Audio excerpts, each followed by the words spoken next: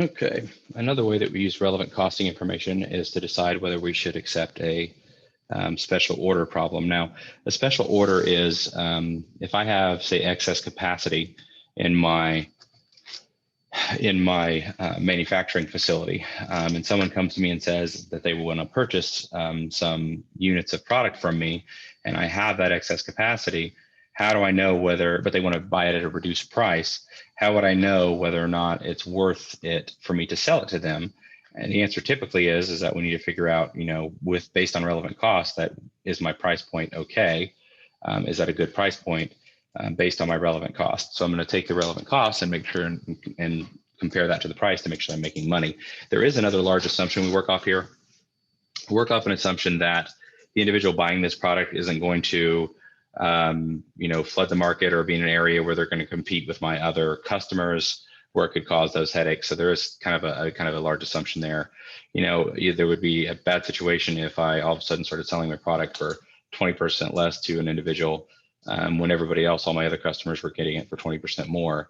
That could cause some trust issues and some problems with my current customers. So we do work off the assumption that that this is an unrelated, either geographical area or somewhere else where it's not going to affect my current market status.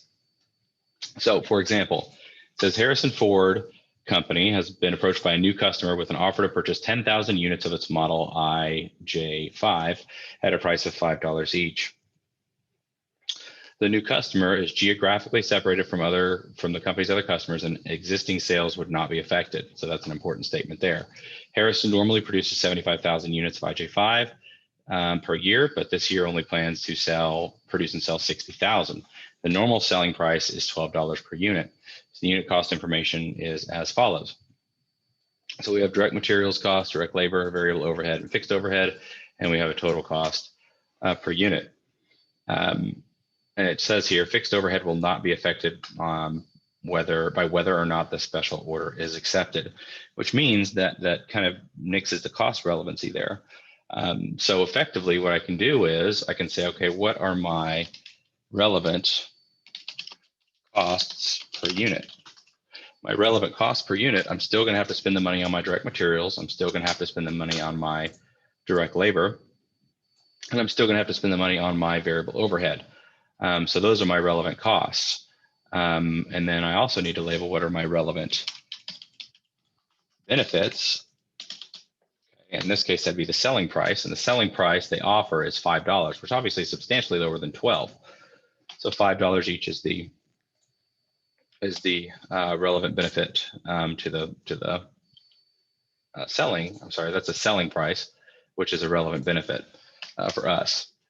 So I can net those two together and see whether accepting or rejecting the offer is a good idea. So at $5. Actually, I'm going to make this number because this is this number needs to go the other direction. Actually, I'm going to make the other ones negative because they're costs. Sorry. I'm going to make these costs negative. And now I can say this is going to be my overall, excuse me, increase or decrease, depending on which way it goes, in operating income. So if I net all of my relevant costs and my benefit, which is the price, this is the price, I see that I net down to an overall decrease in income. And if I want to go ahead and take this a step further and say, well, how much overall is this going to harm me? I could multiply it by the units that they want to purchase. They want to purchase 10,000 units.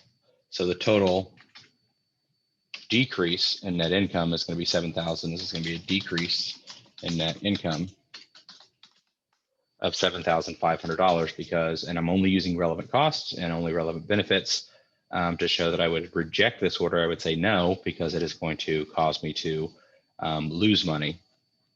So I did take the fixed overhead out because it was an irrelevant cost, But even with the fixed overhead being removed, I still would lose 75 cents. Now, the other thing we could do also, by the way, is negotiate. We could say, well, we do it for $6 or we do it for $6.50. We could come back with a different price. Now that I have this information, I know that 575 is what my relevant costs add up to on a per unit basis. So I'd be willing to sell that 10,000 units for pretty much anything over 575. Anything over 575 will lead to an increase in my net income.